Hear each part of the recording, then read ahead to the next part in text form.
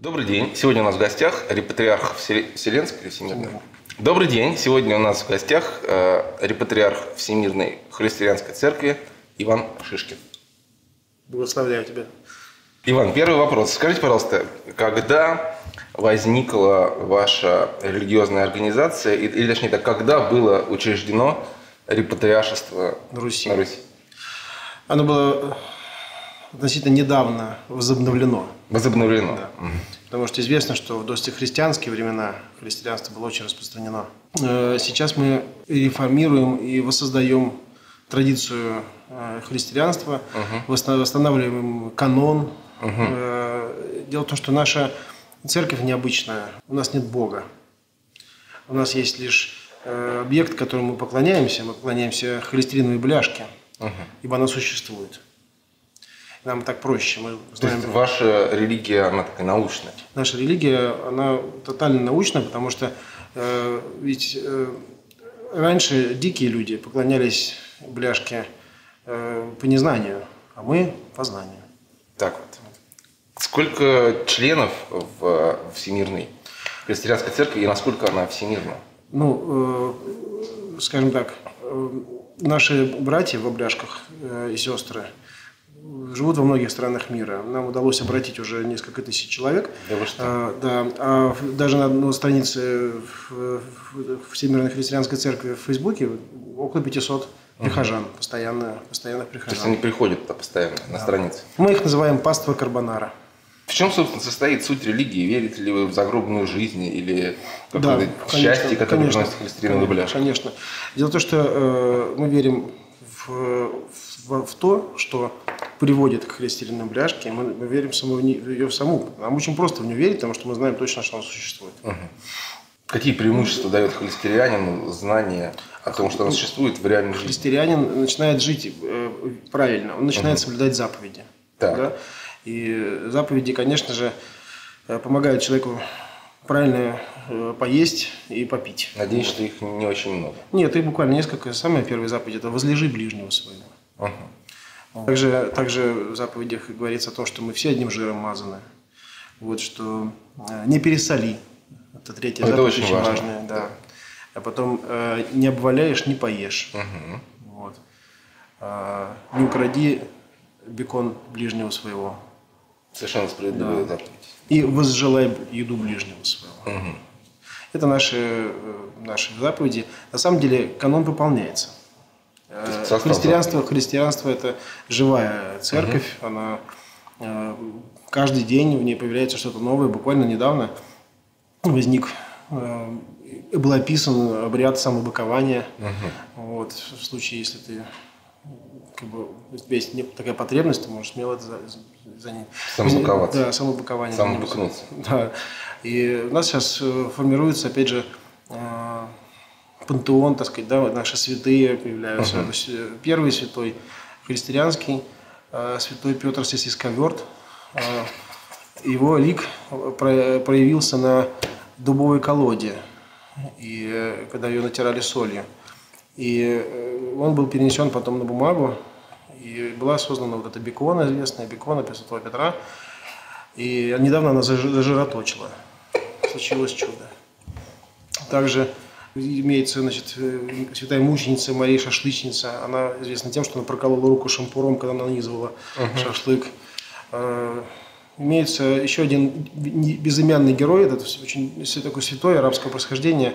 Он погиб за холестерианство, он пытался провести в Кувейт свиную колбасу, спрятав ее в задний проход. То есть имя его неизвестно, но подвиг. Ну, пофиг, его бессмертен.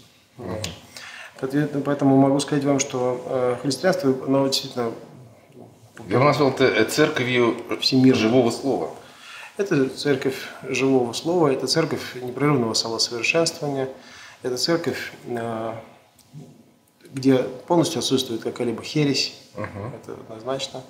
Грешники, да, грешники есть. Грешники есть. Но грешников мы подвергаем анафеме, мы отключаем их от грудинки всегда.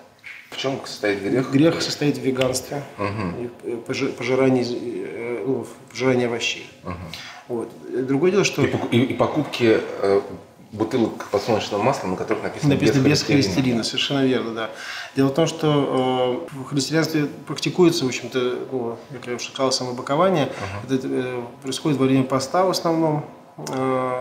Пост христианский происходит в мае. Вот. Это такое время, когда все христиане обязаны есть овощи. Вот. Это вот такое, значит, как долго? Такое испытание в течение месяца, после чего оно заканчивается 30 мая, в день рождения репатриарха. То есть вас? Да, меня зовут, в церкви меня зовут Иван, и имею титул архихамона. Мне кажется, вот в этом титуле архихамон есть намек на то, что в христианской церкви существует монашество. Знаете, у нас нет. Монашество – это аскеза. У нас же наша аллергия скорее такая, знаете, хипикурейская. У нас хипикурейство очень раз. Это, знаете, когда на сетке свободно гуляют. Это вот хипикурейство у нас распространено. И мы, конечно же, больше предпочитаем, знаете ли, укреплять духовочность, повышать. Знаете, там, мы очень любим там, в паломничество ездить, там, с паствой карбонары. А где, кстати, лучшие паломники на Руси? Каждый сам творец своего паломника. Мы очень внимательно относимся, знаете, там, к ритуалам, к праздникам. У нас праздник закупорки сосудов, например. Вот, мы очень, или там, например, ритуал заворотка кишок. Вот, тоже колбасное производство. Это, сопровождается заворотком кишок. И что ж, каждый может стать христианским святым. Если захочет. Да, может быть беконизирован. Беконопись – это же наше искусство, которое мы развиваем. И в синагоге, в молельном доме нашем, значит, очень много уже висит новых изображений. А где находится синагога? Ну, сейчас она временно находится в кафе «Юность». Как часто проходит там богослужение? Ну, ежедневно мы там изготавливаем наши культовые продукты. У нас есть постромен, наш супергерой. Вот. И у нас несколько супергероев на самом деле. А как отличается супергерой от святых? Супергерой – это просто тот, который может сделать что-то необычное. Да? Он делает это на самом деле каждый день. Он не является праведником. Он может вполне себе позволять там, овощи. Да, тост с авокадо, даже с творогом. Но без творога не работает иначе. Вот. Но тем не менее. Вот видите, постромен есть. У нас есть само собой. Мальчик Самоса. Вот. Ну, как бы мой любимый это Айрон Мэн. Это самый главный наш супергерой, который все молоко превращает в простоквашу. Вот так вот? Да. Наложением рук? Надо просто с одним плевком. И они то есть они постоянно присутствуют, да, на службах? Да. Вот. Христианский праведник другой. Христианский тот, у кого всегда есть холодные котлеты за пазухой. Даже если он... То есть надо христиане, я так понимаю, они обязаны носить одежду. Ну, а голым неприлично ходить. То есть могут вывести. Есть какое-то, значит, соприкосновение с традиционными религиями. Ну, знаете, тут вопрос того, что мы же живем в светском государстве. Мы никогда не должны об этом забывать. Вот. Мы очень хорошо к этому относимся. К чему именно? Ну, к тому, что мы живем в светском государстве. Это дает нам пространство для миссионерства. Я говорю, наши миссионеры они очень любят по-миссионерски. И распространяют свою религию, просто это эффект низкой базы. Мы можем очень много завоевать своих поклонников. Если, например, это было бы, какое-то государство религиозное, то нам было бы очень трудно развиваться. В духовном вакууме. Хорошо готовить. Да. Это вакуумная готовка. Конечно, да, так называемый сувид. Существуют ли какие-то у вас взаимосвязи с пастырянством? С пастырянской церковью? Мы считаем, канон христианский утверждает, что пастафарианство – это в целом подмножество христианской религии. Но они, в отличие от вас, верят в воображаемое? Мы не склонны мешать. Хорошо. Не склонны мешать, потому что все эти заблуждения в какой-то момент сами распадутся, потому что итог поедания их культовой еды, фрикаделечек, мы знаем, чем заканчивается. Заканчивается закупоркой сосуда совершенно нашим христианским ритуалом. И это на самом деле, они тоже занимаются самосовершенствованием. И они тоже избегают христианского смертного греха, самоубийства. Самоубийство. То есть сом – это такое тотемное животное. Да, его не стоит ни в коем случае. Да, никак. И у нас некоторые пастафарианцы также исповедуют христианство, то есть одновременно соблюдают и те, и другие обряды. И даже есть один, который получил недавно у нас орден растяжки. Вот это. Кто получил? Ну, есть у нас один. Пастафарианец? Да, бывший. Теперь он стал христианином. И именно за это он получил. Какие еще награды существуют в христианской церкви? Ну, исключительно, знаете, скорее, как награды физические нет, но мы можем в хождении с беконом человека пригласить. Самое главное – это выполнять заповеди. Да? Например, вместо какого-нибудь такого странного обряда, как обрезание крайней плоти, у нас практикуется обрезание плоти толстого края быка. Не у себя. У быка. Да. То есть это не связано с самым быкованием? Это связано с приготовлением культовой еды, мяса коровы. Именно так происходит посвящение христиан? Совершенно верно. Да. Как часто какая... Сделать это обрезание? Да, какая интенсивность притока новых членов? В хорошем смысле этого слова, да. Хотелось бы больше эффективности. Сейчас вот эта хересь все-таки в нашем обществе очень распространена. Какая именно? Ну, вот это вот, когда мясо не едят. Очень мы противники этого дела. Да? Но вы же понимаете, что вы, например, совершили паломничество, да? Исполнили вот какой-нибудь солом, вот, сделали обрезание плоти толстого края, и вы очищаетесь. Какие преимущества дает холестерианцу осознание того, что он холестерианец? Почему люди выбирают именно эту религию? Вы подумайте. Во имя оцета, вина и свиного уха. Как звучит? Оцет не люблю, а звучит хорошо. Это надо когда произносить? Это можно произносить практически постоянно. Это как, знаете, вот, например, я благословляю вас. Так.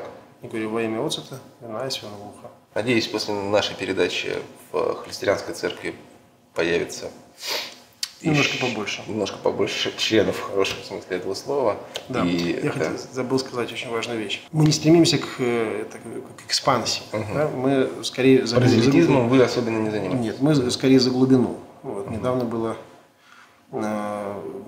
совет, и мы приняли решение, что мы будем развивать скорее наше тайное учение, чем криптохолестерианство. Это Камбала. Камбала? Ясно. Камбала. Она будет доступна? Она будет доступна просветленным христианством. Практически каждый может этим заниматься, если он соблюдает заповеди. И достичь Камбалы. Да, и постичь Камбалу. Постичь Камбалу. И прийти в состояние нирвана. Нирвану, да.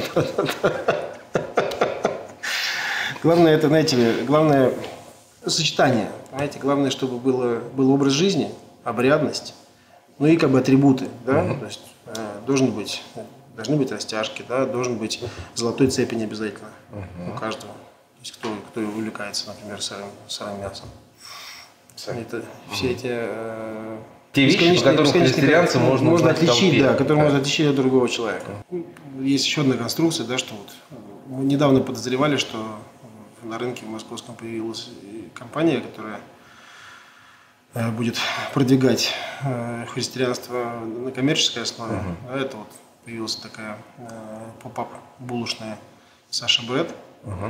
И Саша Брэд, это, мы знаем, это сын Саши Грейви, который, помните, да, 50 Shades of Gravy? Да. 50 оттенков соуса. Знаменитая книга, кинофильм. О том, как заниматься любовью в доги-стайле, как раз. Хот-доги стайл. Хот-доги стайл, это по-христиански. Да. Каждый к нам может прийти. Каждый, мы приглашаем. Духовочность можно укреплять. Укрепляйте с нами, укрепляйте как мы, укрепляйте лучше нас. Сделайте так. И что я стану холестерянином? Ну да. У нас в гостях был репатриарх Всемирной холестерианской церкви Иван Шишкин. Мы Ну, Целиком и полностью поддерживаем такие религиозные начинания. как все религии, это очень скучно. Совсем не развлечение, это серьезная духовная практика. То есть все у вас в синагоге происходит прямо. Да. Как долго длятся ваши богослужения? Сколько танцуют, сколько силы хватает, как пела группа «Ну». В свое время. Когда ближайшие? Как часто? Каждую неделю? Каждый день? Ну, Каждый день? мы как бы практикуем грязные четверги. Ага. Вот. Когда мы... Это самые главные такие богослужения. Да, это такие шабаши наши. Вот. Ну и по пятницам, конечно, закидываемся холестерином. По полной. Чего и вам желаю. Вот приходите в синагогу, в кафе «Юность» в четверг и в пятницу. Пока-пока.